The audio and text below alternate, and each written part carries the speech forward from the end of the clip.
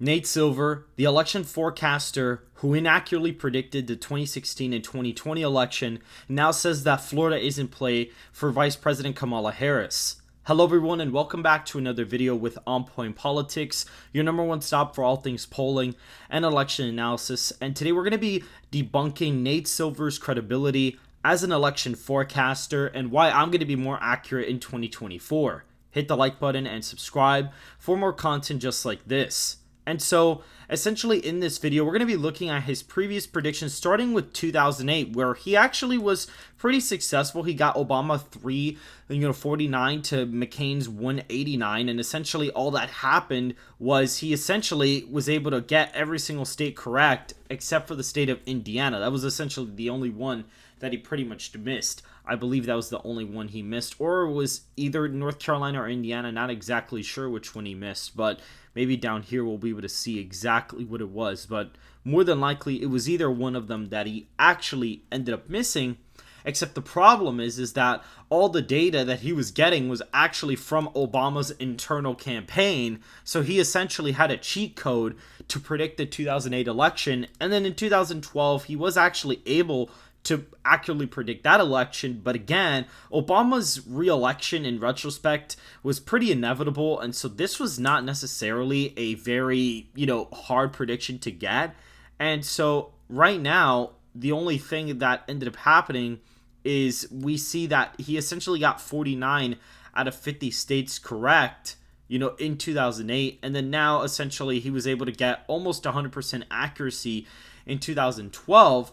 But then going into 2016, he actually ended up getting this election completely wrong. I mean, he gave Hillary Clinton an 84% chance in Wisconsin to win, a 79% chance to win in Michigan, and a 77% chance to win in Pennsylvania. I already know that he doesn't know what he's doing here because he essentially saw the polls in Wisconsin being more left-leaning than the other two Rust Belt states, and he took them at face value and just kind of ran with it. But that is not exactly the best thing to do.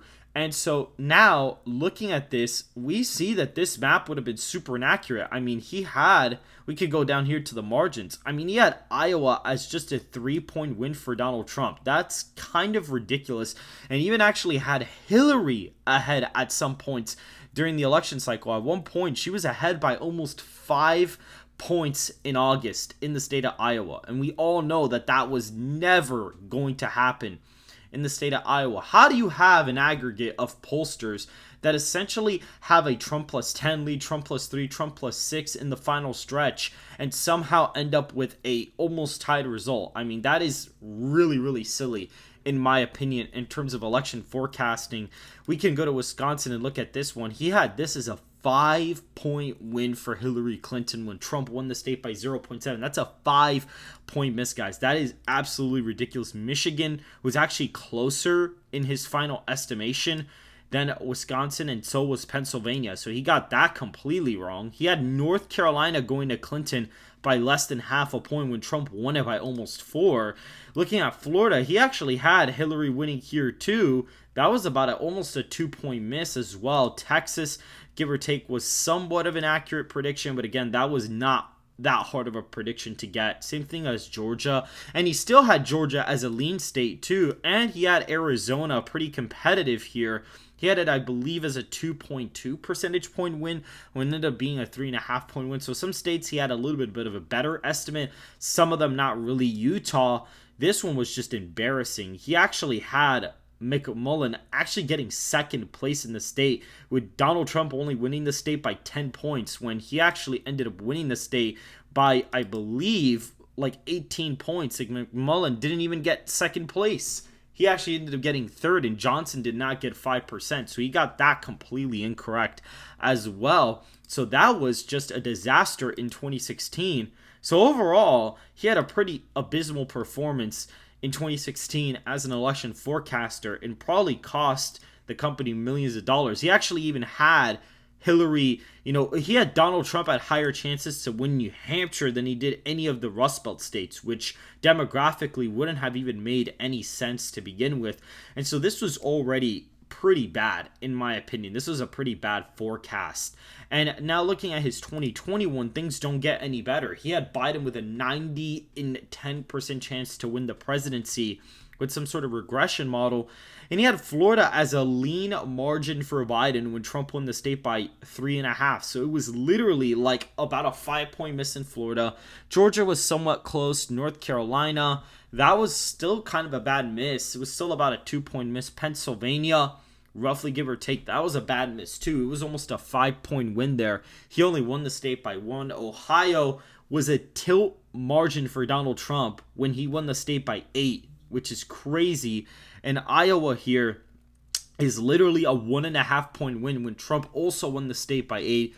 Texas was under a 2-point margin in the 2020 election in his forecast, which is pretty fascinating here. So this is some really bad stuff. I mean, Michigan D plus 8, guys, like a margin of plus 8 in Michigan.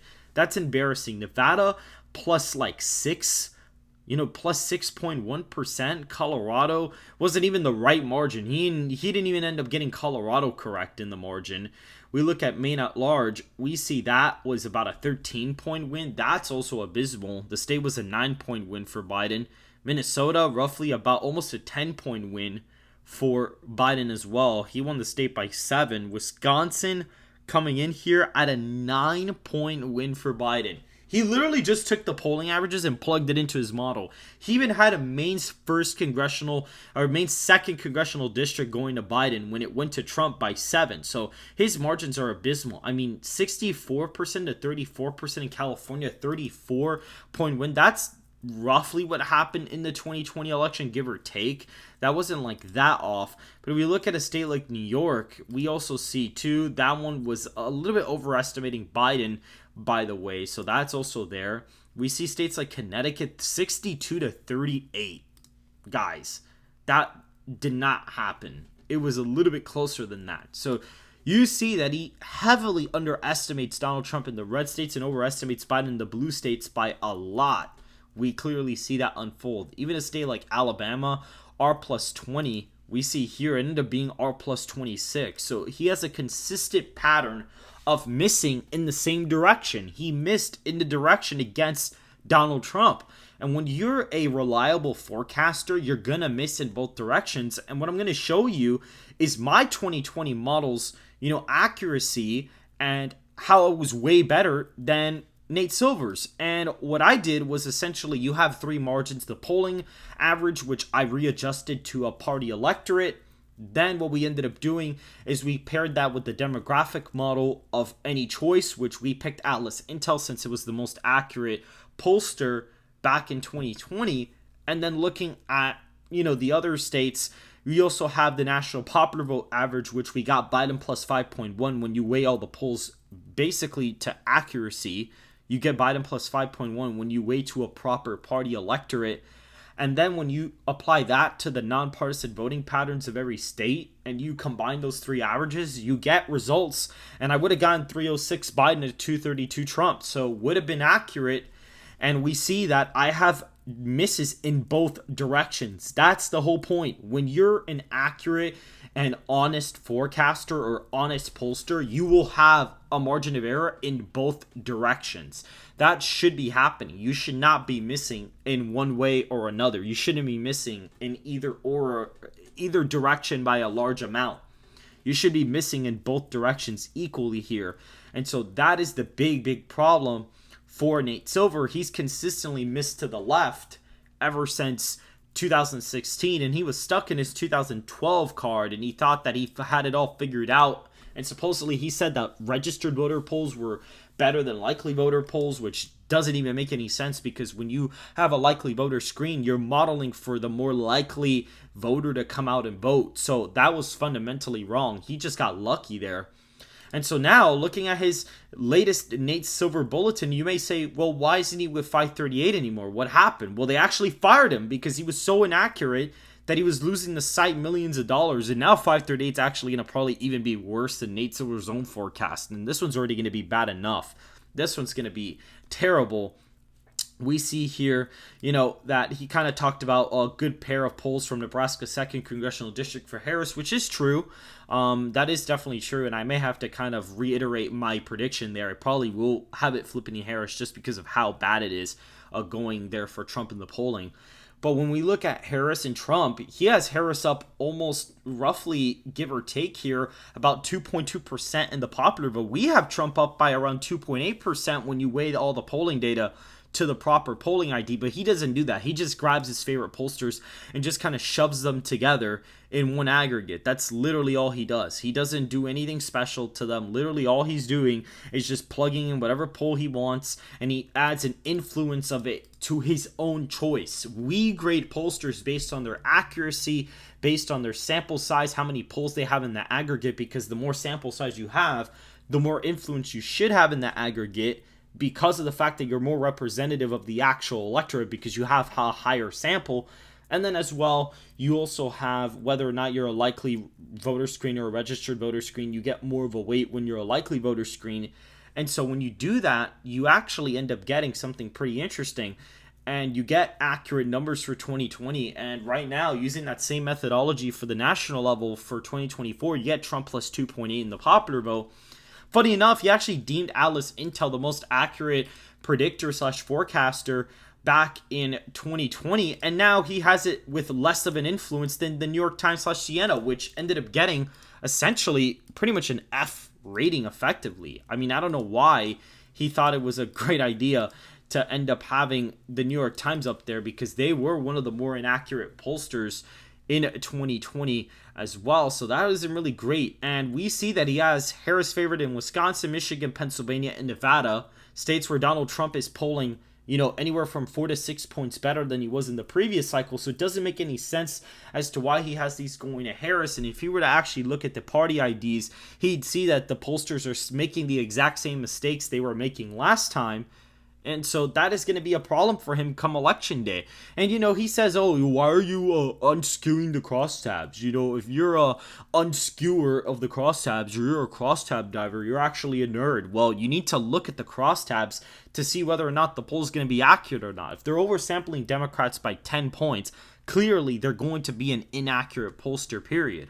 And we see here that his model just all of a sudden from the debate with Harris, all out of nowhere, she just magically gained, right? But what's interesting is if you go to RCP, you see that after the debate, she didn't really gain a whole lot. I mean, yeah, she gained like a tiny bit.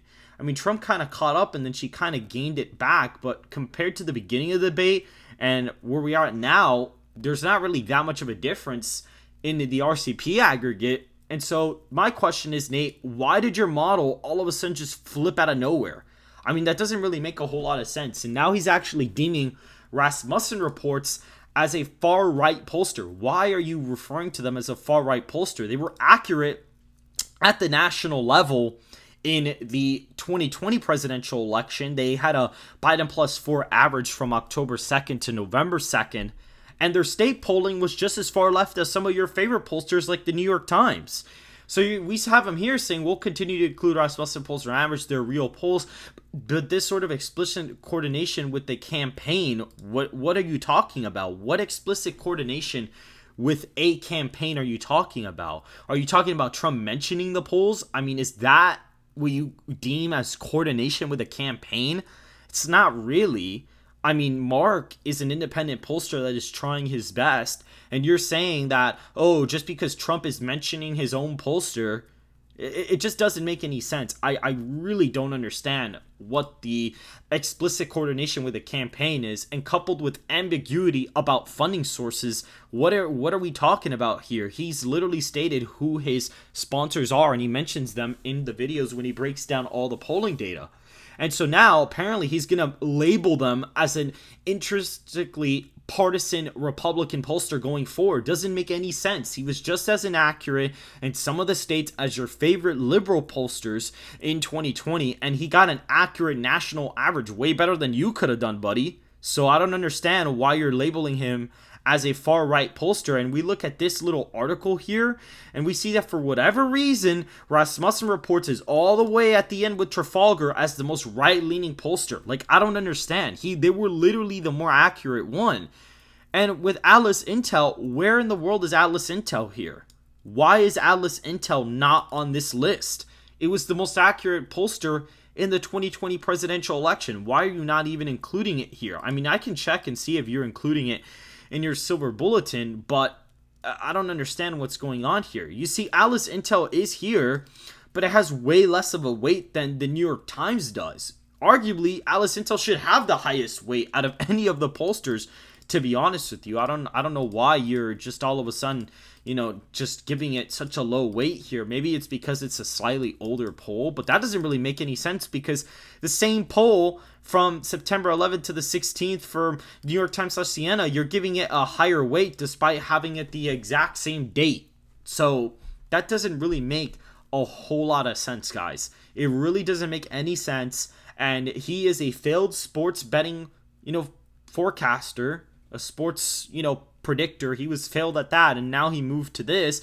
And what he's doing with his little quote-unquote model is he's saying, just because, she gained in this poll, that means now all of a sudden she's actually ahead. Like, he's just compiling polls and saying, okay, because polls go this way, that means Harris' chance increase. Like, makes absolutely no sense. There's no real inherent model. This is not a model. This is a polling average of his choice. This is not a model, guys. It's not a predictive model. This is a polling average that he put together, and he just decided to slap some electoral college probabilities to it because he feels like it. That's all it is. And if we look at this, right?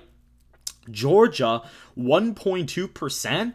So you're to the left of the RCP aggregate, by the way. So you're more liberal than the RCP aggregate. And let's check out the average at 538 because I'm actually curious to see where that is at.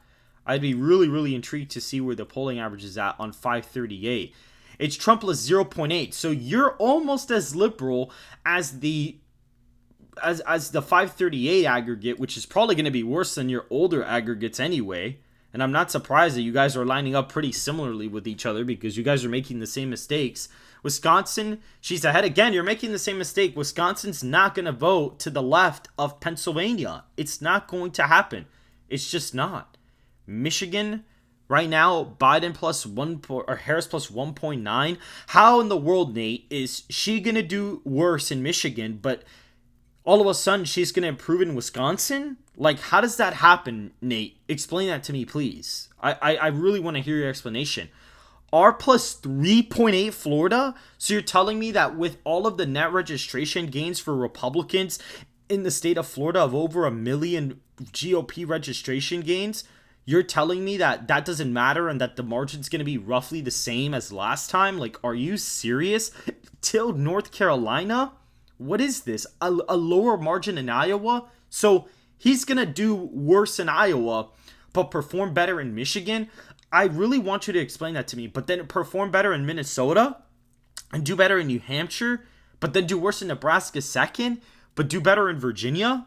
But he's doing a little better in Texas, but worse in Maine second. Like, your polls are all over the place. Your margins are all over the place, man. They're all over the place. This is absolutely ridiculous. My model has Trump performing better in every single state because the national popular vote is shifting 8 points to the right in my model. Am I going to be wrong? We'll see. I think I'm going to be right. Way better than you. I'm probably going to even still be more accurate than you regardless. But this is absolutely ridiculous. The way he has certain states just going in completely different directions, where some states Trump does worse, but in some he performs better, while the popular vote is still getting redder than what it was last time.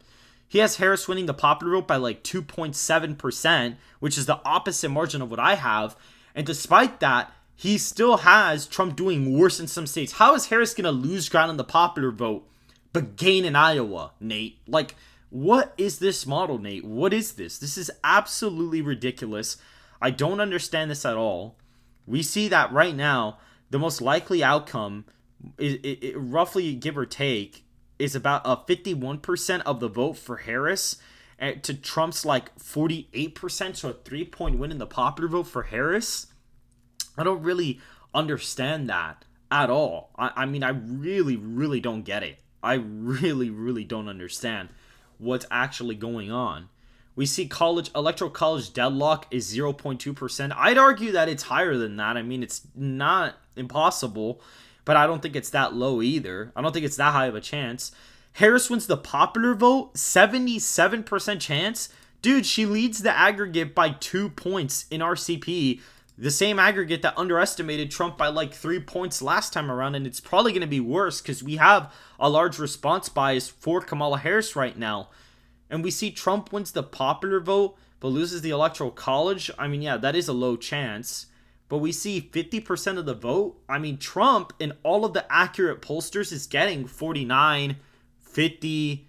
Even in the big data poll, he's getting 50% when you push for leaners. So, arguably, he should have the way bigger chance of actually getting over 50% of the popular vote. And he has the likelihood of a Harris landslide being higher than a Trump landslide. Like, really? That doesn't make any sense, Nate. Makes absolutely no sense. Biden had to drop out because he was going to lose. So arguably, because of that alone, Trump would have the upper hand on this anyway. And so, guys, this is Nate Silver and his extremely confusing model. He's taken into account economic indexes using data that possibly doesn't even reflect how voters think about the election. Like, really, man? Like, you're using economic data to predict, like, actually influence the margin in the states. You could look at economic data and kind of say, okay, you know, voters may feel this way, but not to freaking, like, change the margin of the state because of that. Like, that absolutely doesn't make any sense at all. I didn't have to use any economic factors in my model for 2020, and I got it 100% correct. And so I'd like to see you explain this. I mean, I'm going to post this on X. I'm going to post this on YouTube, and I'd really like to hear you explain your model because a lot of this just doesn't make any sense to me. It really doesn't make any sense. You're telling me Harris has a higher chance of winning Minnesota than Trump does Florida? Virginia has a 95% chance to go to Harris when the polls have her leading by less than 5? Like, are you serious? 84% chance in New Hampshire. So New Hampshire is more likely to go to Harris than Florida? Get out of here with that. Get out of here with that crap, man. It is absolutely ridiculous. My forecast right now, if I had to make some sort of quote-unquote bulletin, on-point bulletin, if I had a toss-up race, guys, Donald Trump is ahead in the popular vote when you reweigh all the polling data for accuracy. And when you do that, effectively, all of the 2020 states are off the table for Kamala Harris. For Trump's, at least. They're all off the table.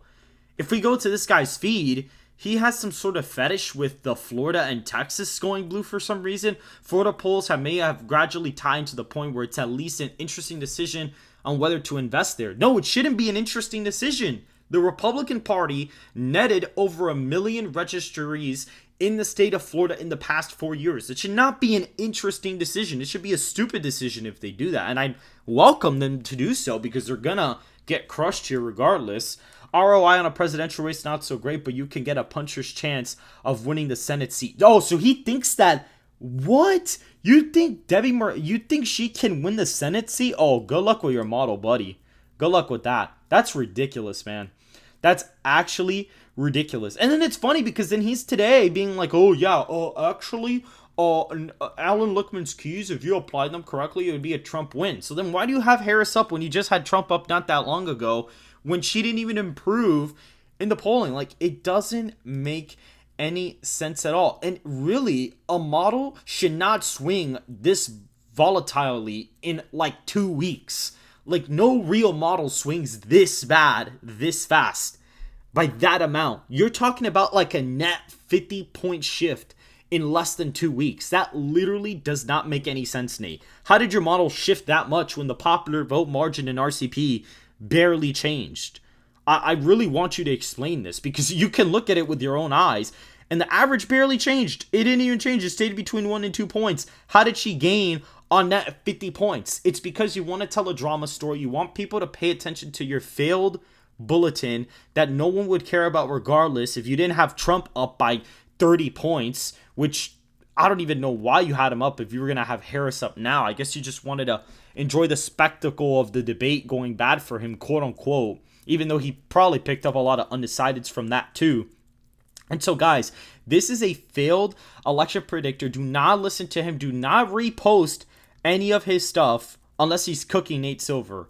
You know, if he's cooking, or unless he's cooking Alan Lichtman, which he's right about that, but I don't even know why he would be saying that. It kind of like proves his point incorrect about having Harris as the favorite. So it just doesn't make any sense whatsoever. And it's funny because Alan Lichtman did actually respond to Nate Silver, basically saying that polls are not very important until the end of the election cycle. And so if the polls have Trump up by multiple points at the end of the election cycle, Alan Lichtman, according to himself, will get it wrong. And so, guys, make sure to go ahead and subscribe and like the video if you did enjoy this breakdown of Nate Plastic. And I'll see you guys in the next video.